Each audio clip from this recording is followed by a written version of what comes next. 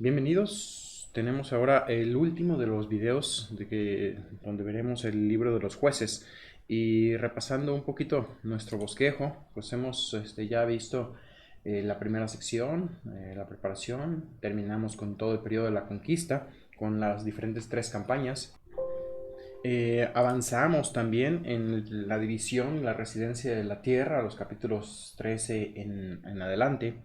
Y pues estamos llegando ya al final del libro, capítulos 22 al 24, donde vamos a estar viendo la conclusión del periodo, ya la repartición de la tierra propiamente, que ya la hemos visto, y algunos, bueno, ahora estamos en algunas conclusiones de este tiempo. Así que acompáñenme ahora, estamos en el capítulo ya en el 22, donde pues vamos a ver primeramente como las tribus de Oriente, que son la tribu de Manasés, los Rubenitas y los Galaditas, y son enviados de regreso a su casa. Ellos habían guardado todo lo que Moisés les había mandado y bueno, era hora de regresar. Aquí vamos a ver en este momento pues que Moisés les da algunas instrucciones, versículo 22, fíjate que les pide que cumplan con diligencia el mandamiento de la ley, que amen a Jehová, que anden en sus caminos, que guarden sus mandamientos, que le sigan solo a él de todo corazón, con toda el alma, y también pues el punto de que compartan con los hermanos el botín que habían conseguido. Entonces, esto es algunas instrucciones que se les pide que ellos puedan hacer. Así que las tribus regresan a su tierra y bueno, hacen algo, dice el versículo 10. Llegaron a los límites del Jordán, que está en la tierra de Canaán, y los hijos de Rubén y los hijos de Gad y la media tribu de Manasés edificaron allí un altar junto al Jordán, un altar grande, de grande apariencia.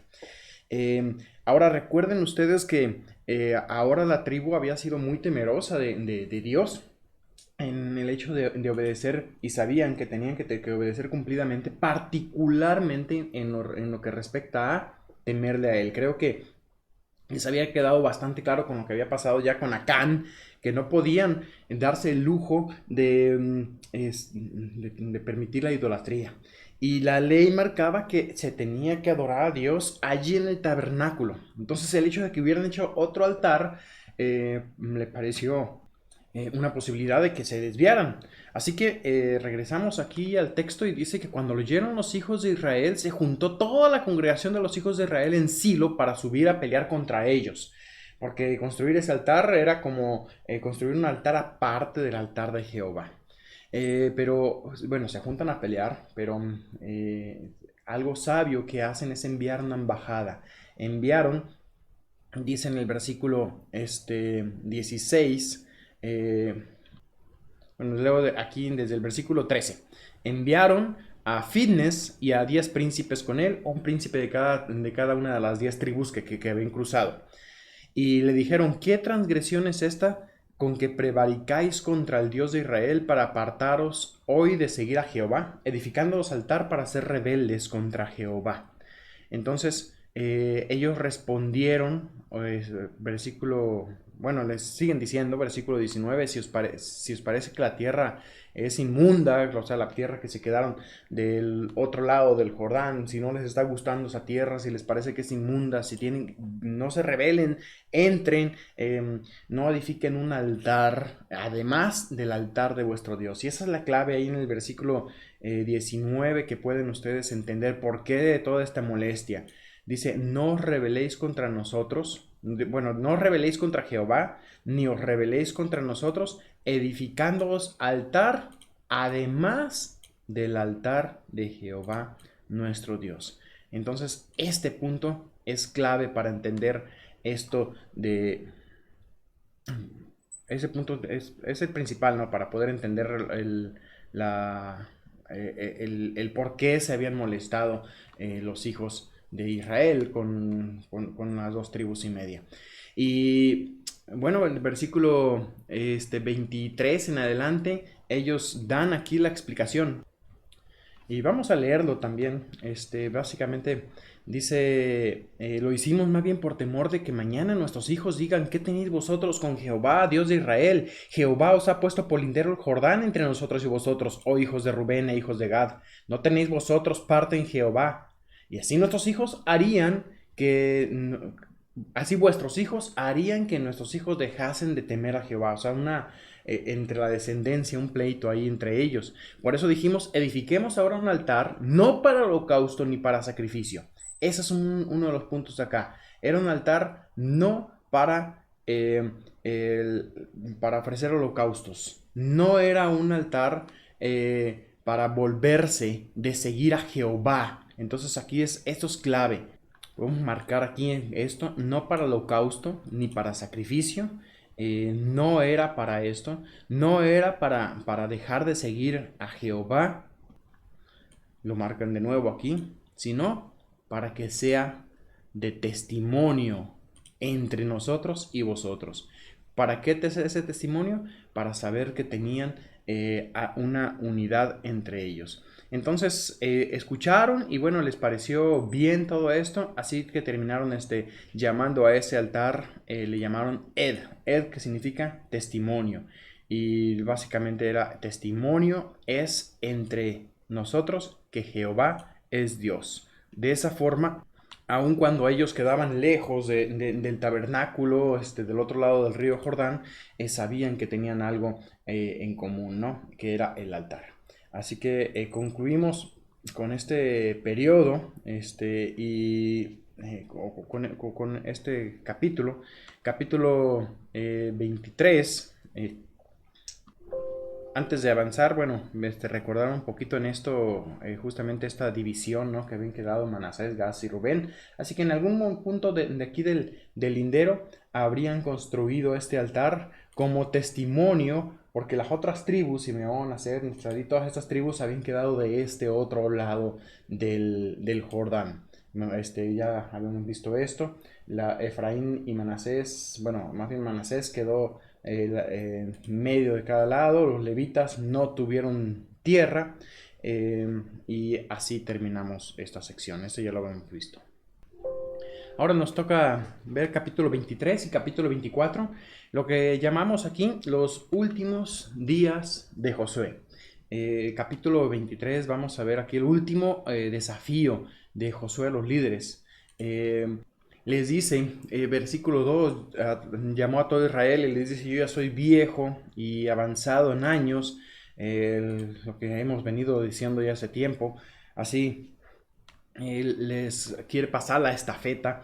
Lo mismo había pasado ya con Moisés. Moisés supo pasar la estafeta a tiempo. Ahora Josué es tiempo de entregarle la estafeta a los ancianos y a los líderes para que ellos se hagan cargo también de continuar esta obra. Versículo 3 dice, vosotros habéis visto todo lo que Jehová vuestro Dios ha hecho con todas estas naciones por vuestra causa, porque Jehová Dios es quien ha peleado por vosotros. En otras palabras, todos aquellos habían sido testigos del obrar de Dios. Ahora tenían que hacerles saber a sus hijos de todos estos milagros, de quién es Dios. Entonces les pide aquí, versículo 6, esforzaos pues mucho en guardar y hacer todo lo que está escrito en la ley de Moisés, sin apartaros de ello a diestra ni a siniestra. Y básicamente aquí fíjate que esto es la clave para que no os mezcléis con estas naciones. Esto tiene que ver con separación. Lo que es la palabra separación siempre nos habla de santidad. Nosotros tenemos que mantenernos. Estamos en el mundo, pero no somos del mundo. No se mezclen. Fíjate qué podría haber pasado. Bueno, han quedado así con vosotros. No hagáis mención, ni juréis por el nombre de sus dioses, ni los sirváis, ni os inclinéis a ellos.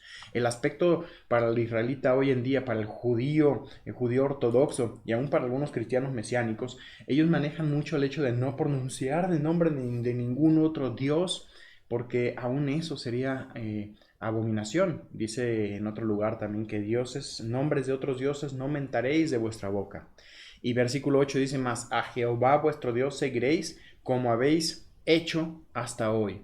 ¿Qué iba a pasar si no obedecían de esto? Bueno, pues habría consecuencias, fíjate.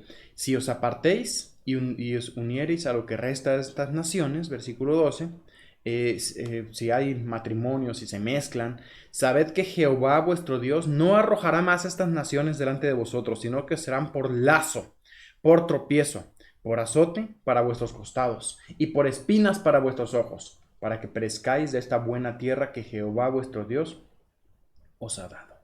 Y eso es lo que va a suceder finalmente, porque quedaron algunas naciones ahí que ellos no expulsaron, quedaron naciones que empezaron a convivir y básicamente el tiempo el siguiente libro que vamos a ver, que es en la época de los jueces, vamos a ver cómo empieza Israel a mezclarse con esas naciones y empieza a ver este azote en sus costados, estas espinas en sus ojos.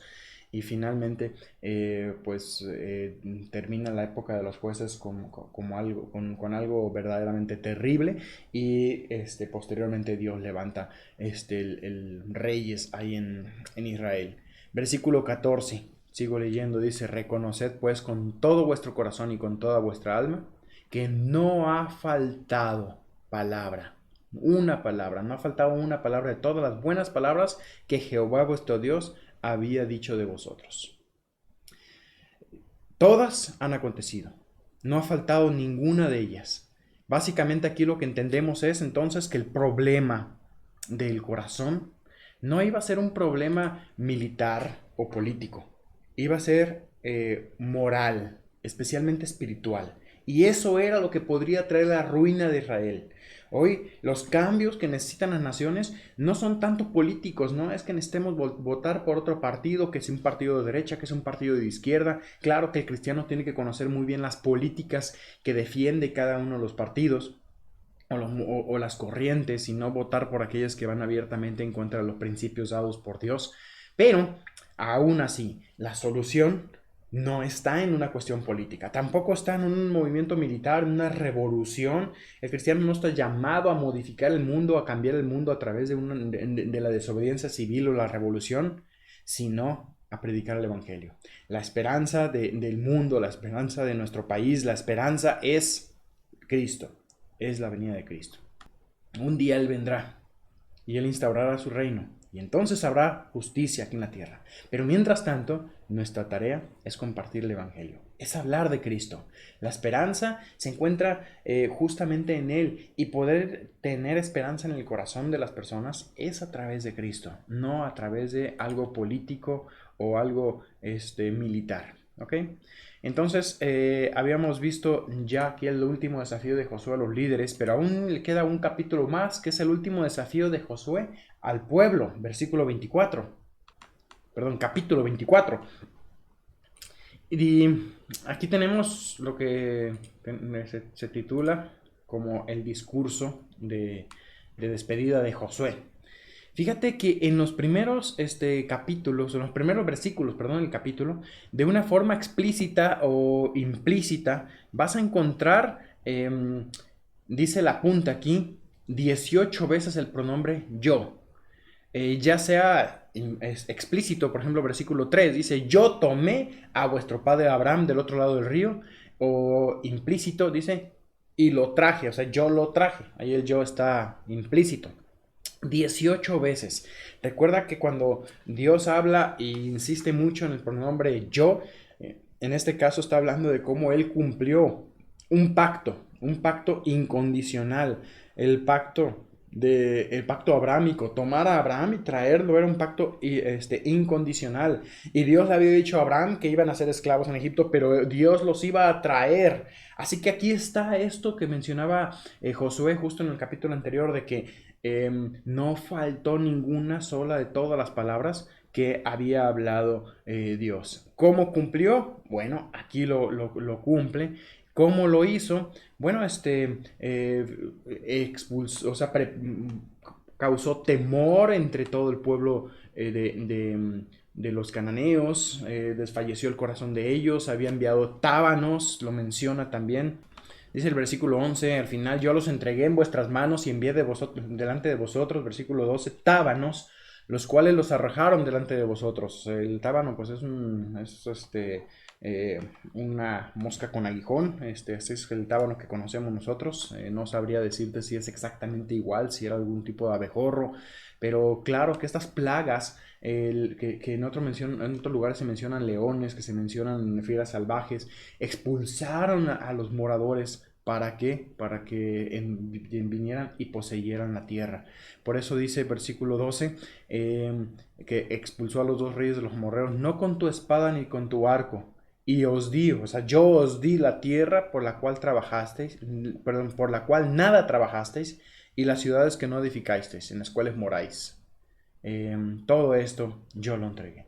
Así que ahora llega el momento de tomar desafíos. Primer desafío, versículo 14. Ahora pues, temed a Jehová y seguidle con integridad y en verdad.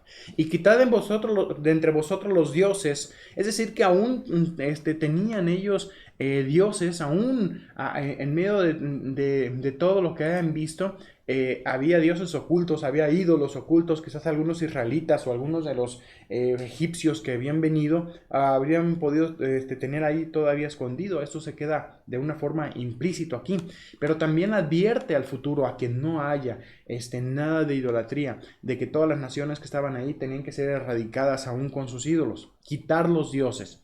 Así que temer a Jehová, tenían que elegir entre su Dios sin comprometerse con otros dioses. Ese es el primer desafío. Y bueno, dice versículo 15, si mal os parece servir a Jehová, escogeos hoy a quién sirváis, si a los dioses a quienes sirvieron vuestros padres cuando estuvieron del otro lado del río, o a los dioses de los amorreos en cuya tierra habitáis. Y claro, Josué da su ejemplo, pero yo y mi casa serviremos a Jehová. La gente responde positivamente diciendo, nunca tal acontezca, que dejemos de servir a Jehová por servir a otros dioses. Así que se comprometen a servir a Dios. Viene luego el segundo desafío, versículo 19. Dice, no podéis servir a Jehová porque Él es santo y Dios celoso. No sufrirá vuestras rebeliones y vuestros pecados. Parece ser que aquí, de alguna manera, Josué entendió que su respuesta había sido quizás superficial, momentánea nada más, porque otros decidían. Muchas veces vemos nosotros que hay gente que toma una decisión por el montón, ¿no? O sea, hacen un llamado al altar y como se levantó tu amigo, pues ahí vas tú también. O se levantaron unos y ahí van todos. Y lo vemos muchas veces. Josué quiso evitar esa respuesta emocional y no un compromiso real. Así que esperaba que fuera un verdadero arrepentimiento. Recuerda que la palabra arrepentimiento significa cambiar tu forma de pensar. No es reconocer pecado y dejar de hacerlo, porque entonces jamás nos hemos arrepentido porque seguimos pecando. El arrepentimiento es cambiar tu forma de pensar en cuanto al pecado. Así que eso es lo que quería que el pueblo hiciera. Josué estaba llevando al pueblo a arrepentirse, a cambiar de forma de pensar en cuanto a la idolatría, en cuanto a Dios, en cuanto a ellos mismos. Por eso dice versículo 23, una vez más le dice, quitad ahora los dioses ajenos que están entre vosotros e inclinad vuestro corazón a Jehová, Dios de Israel. Y el pueblo respondió a Josué, a Jehová vuestro Dios nuestro Dios serviremos y a su voz obedeceremos.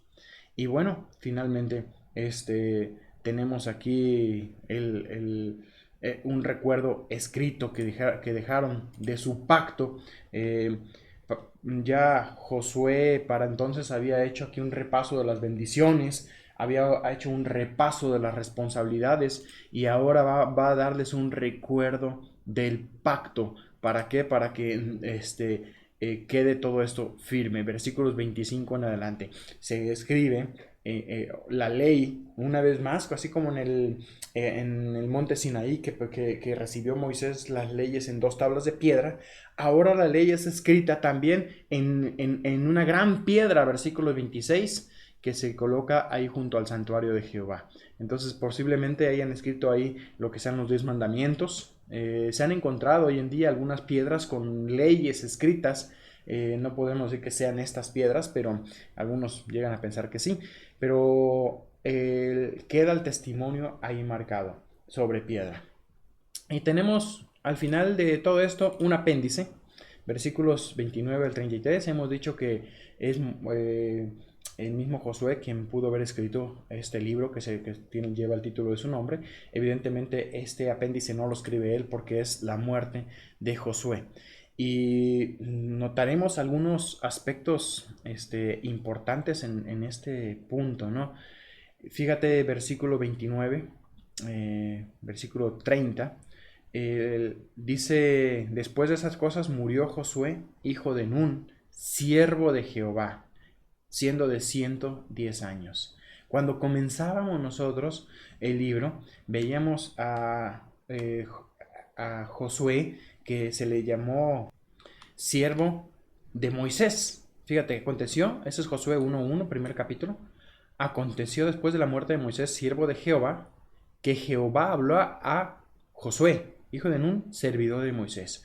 Josué comenzó como servidor de Moisés, pero terminó siendo, como lo vimos recién, servidor, se le llama al final, servidor, aquí está, servidor de Jehová. Muchas veces nos toca nosotros también servir a Dios, sirviendo a otros, sirviendo a los hermanos. Recuerda que Jesús mismo lo dijo, quien quiera ser grande entre vosotros, hágase servidor de todos los demás. Así cuando estás sirviendo a los hermanos, cuando toca hacer tareas sencillas como ir a limpiar los baños, lavar los platos o cualquier otra tarea, tú estás hazlo para Dios. Aquí sí que si tú haces algo, lo que sabes hacer, hazlo para Dios. Sirve a los demás sirviendo de esta manera a Dios. De este modo, cuando llegue el final de tus días y tú te encuentres en delante de Dios, Él te puede decir, bien hecho, buen siervo y fiel. Y versículo 31, seguimos leyendo aquí el apéndice del libro, dice, y sirvió Israel a Jehová todo el tiempo de Josué y todo el tiempo de los ancianos que sobrevivieron a Josué. Josué hizo buena tarea entregando y preparando a estos ancianos que sabían todas las obras que Jehová había hecho por Israel. Y enterraron en Siquem los huesos de José. Estamos terminando aquí el libro con 3 funerales. Primeramente el funeral de la muerte de Josué. Luego el funeral de José, porque recuerda, José murió en Egipto y ahora habían traído sus huesos y hasta que conquistaron la tierra se hace la entrega o más bien la sepultura de los huesos. Y fue sepultada justamente en la tumba de Jacob. Y también dice, aquí tenemos el tercer funeral, la muerte de Eleazar, el sacerdote, versículo 33, murió Eleazar, hijo de Aarón, y lo enterraron en el collado de Finnes, su hijo, que le fue dado en el monte de Efraín. Terminamos entonces el libro de Josué con una nación ya establecida. Los enemigos que habían quedado eran realmente pocos, ya no tenían poderío militar, y ahora entraremos a la época de los jueces, una época donde podemos mencionar que comenzamos bien, o sea, comienza Israel bien, tratando de obedecer a Dios, pero vamos a ver cómo va decayendo la nación y la moralidad en esa época. Bueno, nos vemos entonces, espero que hayan disfrutado el estudio del libro de Josué y nos vemos en Jueces. Dios les bendiga.